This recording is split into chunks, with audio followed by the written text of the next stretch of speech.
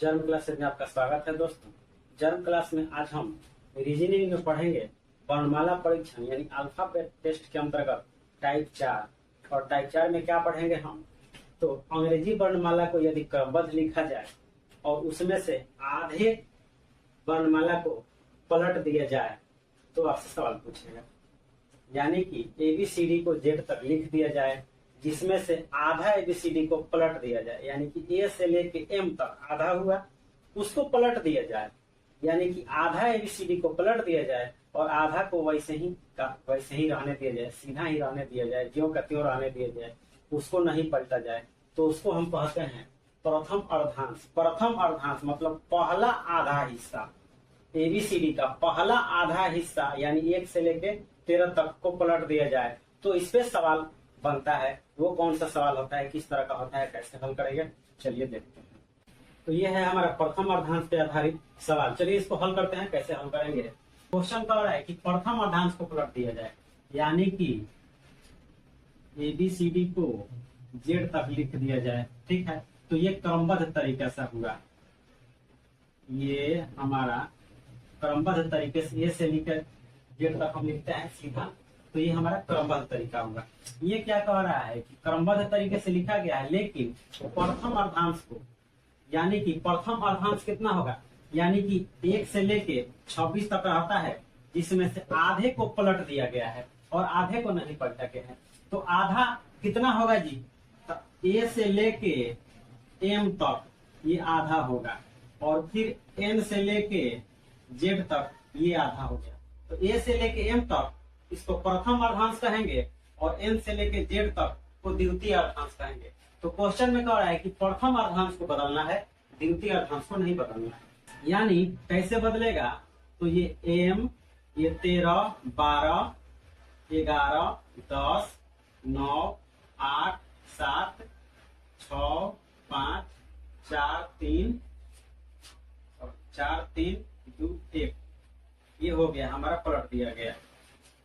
ठीक है, प्रथम अर्धांश को पलट के हम लिख दिए, सेकेंड अर्धांश को नहीं पलटा गया है। उसके बाद ये कैसे लिखा गया है, तो NOPQRS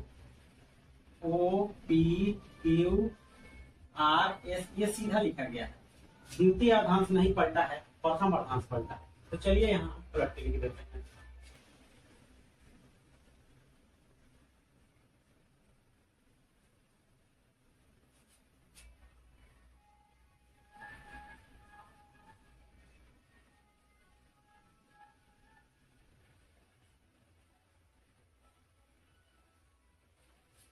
ठीक है, ये हमारा प्रथम अर्धांश हमने पलट कर लिख दिया, द्वितीय अर्धांश नहीं पलटा हुआ है। चलिए क्वेश्चन पे आते हैं। और ये हमने क्वेश्चन को शॉर्ट में लिखा है, शॉर्ट फॉर्म आपको पता है क्योंकि हम इसके पहले 3 पार्ट पढ़ा चुके हैं। अब तक तो आपको क्लियर हो गया होगा कि LR का मतलब क्या है, शॉर्ट में लिखने का क्या मतलब है, उसको कैसे हम पढ़ेंगे। इसको ऐसे हम पढ़ेंगे, L3R7 का मतलब कि लेफ्ट से तीसरा के राइट 7वां कौन सा होगा, यानी कि बाएं से तीसरा के दाएं 7वां अक्षर कौन सा होगा। उसी तरह इसको पढ़ना है, दाएं से 20वां के दाएं चौथा अक्षर कौन सा होगा, कैसे ही पढ़ेंगे। तो हमने शॉर्ट में लिखा है।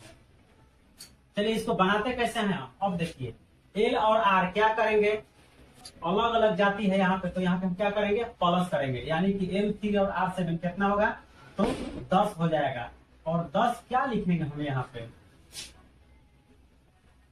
10 क्या लिखेंगे, 10L लिखेंगे, क्योंकि हमारा पहला डायरेक्शन लेफ्ट साइड से है और पहला डायरेक्शन जो रहता है वही डायरेक्शन हम अपने आंसर में लिखते हैं। तो ये हो गया हमारा लेफ्ट साइड से 10वां। तो किसी भी अक्षर का वास्तविक मान लेफ्ट साइड से ही होता है, ठीक है, राइट साइड से नहीं होता है। अब देखिए इसमें क्या कह रहा है, एक नियम देखिए यहाँ पे, यदि प्रथम अर्धांश में रहेगा तो आए हुए उत्तर को 14 में से घटा देंगे। 1 से लेकर 13 तक प्रथम अर्धांश है, तो प्रथम अर्धांश के अंतर्गत ही ना है 10। तो जब प्रथम अर्धांश के अंतर्गत आपका आंसर आएगा तो 14 में से हम घटा देंगे। तो जो 10 है ये प्रथम अर्धांश के अंतर्गत है, प्रथम अर्धांश के अंदर है, यानी कि 13 के अंदर ही है, 13 के नीचे ही है, तो हम इसको 14 में से घटा देंगे। 14 में से माइनस करेंगे तो कितना आ जाएगा, 14 में से 10 गया 4 और 4L, यानी कि क्या हो गया, बाएं से चौथा, और चौथा का मतलब क्या होता है, चौथा का मतलब होता है डी, और ये हमारा आंसर हो गया डी। यानी कि बाएं से तीसरा के दाएं सातवां अक्षर कौन सा होगा, तो डी होगा। ठीक है, नेक्स्ट क्वेश्चन समझते हैं। L20 L12, L एक ही जाति का है तो क्या करेंगे, एक ही जाति का है तो घटाएंगे। तो 20 में से 12 घट गया, कितना आ गया, 8L हो गया। लेफ्ट साइड से 8वां, बाएं से 8वां हमको पता करना है। अब ये जो 8 है ये प्रथम अर्धांश के नीचे है कि ऊपर है, यानी प्रथम अर्धांश के अंदर में है कि बाहर में है। तो 8 जो है प्रथम अर्धांश यानी 1 से लेके 13 तक, इधर से लिखिए ना, 13 से लेके 1 तक, 13 से लेके 1 तक के अंदर में ही है 8। तो जब प्रथम अर्धांश के अंदर ही रहेगा तो 14 में से माइनस कर देंगे। 14 में से माइनस कर दिए, आंसर आ गया हमारा कितना, तो 6L, यानी लेफ्ट साइड से छठा, और छठा का मतलब होता है एक, ये हमारा आंसर। और ये समझ में, चलिए आगे चलते हैं। राइट साइड से 10वां के लेफ्ट साइड 7वां अक्षर कौन सा होगा, ये RL है, क्या करेंगे, जोड़ देंगे 10 7 17 और R, 17R, क्योंकि R लिखे हैं क्योंकि हमारा शुरू वाला डायरेक्शन क्या है, राइट साइड है।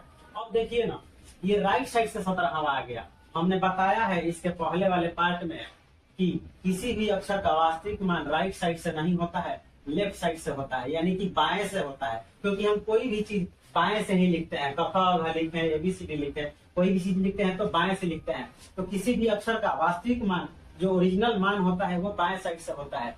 ठीक है, तो अब ये तो राइट साइड से आ गया, इसको हम बाएं साइड से जानने के लिए क्या करेंगे, यहाँ देखिए, यदि उत्तर राइट साइड से आ जाए तो उसे लेफ्ट साइड से करने के लिए 27 में से माइनस करेंगे, 27 में से घटा देंगे। ये हमने पिछले वाले पार्ट में भी पढ़ा चुका है। तो ये क्या करेंगे, इसको हम 27 में से माइनस करेंगे तो कितना आ जाएगा, इसको हम 27 में से माइनस करेंगे तो कितना आ जाएगा, 10, और ये लेफ्ट हो गया। क्योंकि जब राइट साइड को हम 27 में से घटाएंगे तो हम क्यों घटा रहे हैं, लेफ्ट साइड से करने के लिए, तो ये लेफ्ट साइड हो गया। अब ये जो बाएं से 10वां है, 10 नंबर प्रथम अर्धांश के अंदर में ही है, तो हम इसको 14 में से माइनस कर देंगे। 14 में से माइनस करेंगे तो कितना आ जाएगा, 4L आ गया, और 4 का मतलब होता है 2। ये हमारा आंसर है। ठीक है, नेक्स्ट क्वेश्चन देखते हैं। R20 R4, यानी कि दाएं से 20वां अक्षर के दाएं चौथा अक्षर कौन सा होगा। RR है, सेम है, तो घटाएंगे, 20 में से 4 गया 16, 16R हो गया, राइट साइड से आ गया। तो जब भी राइट साइड से आ गया तुरंत हम 27 में से माइनस कर देंगे। क्यों करेंगे, लेफ्ट साइड से जानने के लिए।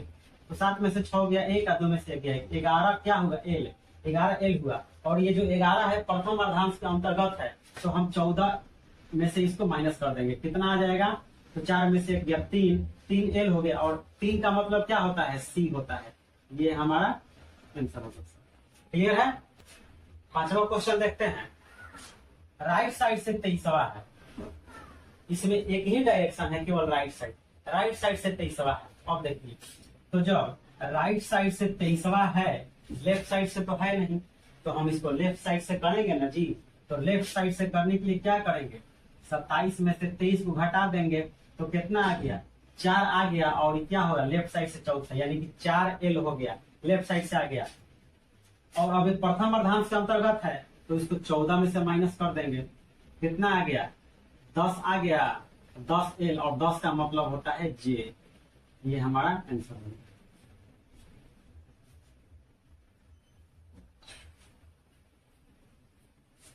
नेक्स्ट क्वेश्चन देखते हैं, 6 नंबर।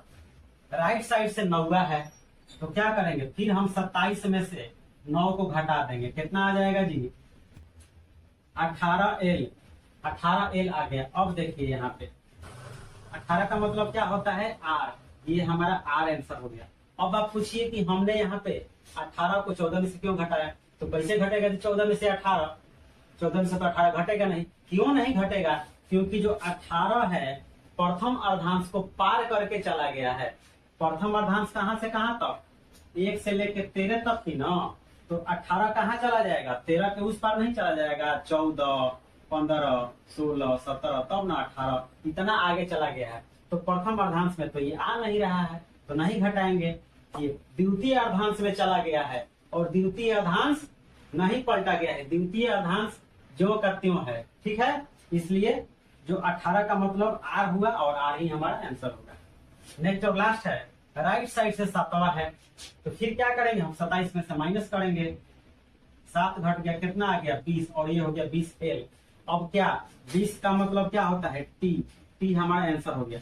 यहाँ भी क्यों नहीं घटा, क्योंकि 20 भी द्वितीय अर्धांश में चला गया है, प्रथम अर्धांश में नहीं है, इसलिए ये भी नहीं घटेगा और इसका आंसर टी होगा। आशा करता हूं आपको ये प्रथम अर्धांश पलट कर बनाने वाला सवाल आपको समझ में आ गया होगा। एग्जाम में यदि इस तरह का क्वेश्चन आता है तो आप बखूबी बना दीजिएगा। चलिए अब आप होमवर्क लीजिए, होमवर्क बनाइए। यदि इसका स्क्रीनशॉट लेना चाहते हैं तो ले सकते हैं। तो ये आपका होमवर्क है, इसका स्क्रीनशॉट ले लीजिए और इसको सर्च कीजिए। ये आपका होमवर्क, चलिए इसका स्क्रीनशॉट ले लीजिए और बनाइए। मिलते हैं फिर एक और इम्पोर्टेंट वीडियो में एक इम्पोर्टेंट चैप्टर के साथ। तब तक आप बने रहिए जर्म क्लास के वीडियो पे। बाकी सब वीडियो देख के आप बाकी सब सब्जेक्टों की तैयारी कर